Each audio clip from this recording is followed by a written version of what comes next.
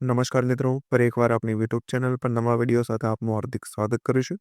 જો તમે આ ચેનલ પર નવા હોય તો આપની ચેનલને સબસ્ક્રાઇબ કરી લેજો, જેથી સરકારી ભરતી લગતી અવનવી અપડેટ્સ મળતી રહે.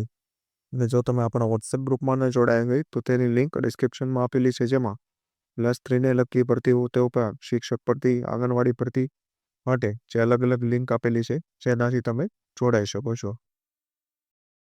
તો મિત્રો, આજના વિડીયોમાં જે 8 પાસ ઉમેદવારો માટે ખૂબ સારા સમાચાર આવેલા છે. એટલે કે જે સરકારી જે શૈક્ષણિક સંસ્થાની અંદર જે હેલ્પરની પોસ્ટ માટે જે ભરતી આવેલી છે, જેમાં જે માત્ર ઇન્ટરવ્યૂ આધારિત કરતી રહેશે.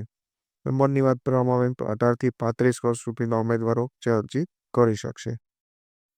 તો આ વિશેની સંપૂર્ણ વિગતવાર માહિતી આપણે આ વિડીયોમાં આગળ મેળવીશું.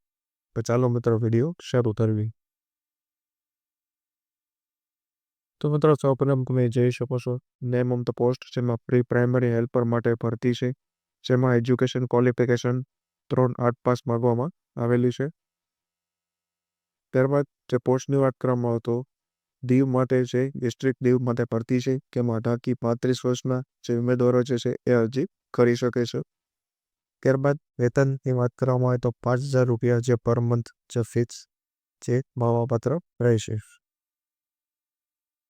તો મેં તો અરજીની વાત કરવામાં આવે તો એ દર્શાવવામાં આવેલું છે કે છેલ્લી તારીખ જે 8 એપ્રિલ 2025 છે, ત્યાં સુધીમાં જે હાર્ડ કોપી જે વેબસાઇટ પર દર્શાવવામાં આવેલ છે તે ફોર્મેટમાં અને ડોક્યુમેન્ટ સાથે ડિસ્ટ્રિક્ટ પંચાયત દીવની અંદર જે તમારે જમા કરાવવાની રહેશે. ત્યારબાદ કોલ આવશે, જે ઇન્ટરવ્યૂ માટેની માહિતી આપવામાં આવેલી છે.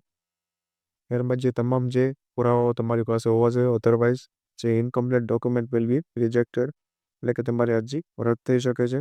ત્યારબાદ કોઈ મુસાફરી ભથ્થું જે ઇન્ટરવ્યૂ અટેન્ડ કરવા માટે આપવામાં આવશે નહીં, અને આજે શોર્ટ ટર્મ કોન્ટ્રાક્ટ બેસિસ પરથી રહેશે. બરાબર. જે અન્ય માહિતી માટે જે વેબસાઇટ આપેલી છે તેના પરથી તમે જે એપ્લિકેશન અને જે અન્ય માહિતીઓ ત્યાંથી મેળવી શકો છો. કઈ સંપૂર્ણ વિગતવાર જાહેરાત આપવામાં આવેલી છે, જે તમે જોઈ શકો છો. જે યુએલટી administration of Dadra Nagar Haveli and Daman Diu education section district panchayat Diu જે 25/3/2025ની છે, જેમાં advertisement more filling up for the post of pre-primary helpers on short-term contract basis. Contract basis પર ભરતી રહેશે. તો તમે આમાં એપ્લાય કરી શકો છો. ઓનલાઈન નહીં પણ ઓફલાઈન તમારે જે અરજી સબમિટ કરવાની રહેશે. તો વિશેની અન્ય માહિતીઓ તમે પીડીએફ અને આવી ભરતીઓ વિશેની માહિતી તમને આપણા વોટ્સએપ પરથી મળી જશે, તો ત્યાં તમે જોડાઈ શકો છો. તો આજના વિડીયોમાં બસ આટલું જ. ફરી મળીશું નવી માહિતી સાથે.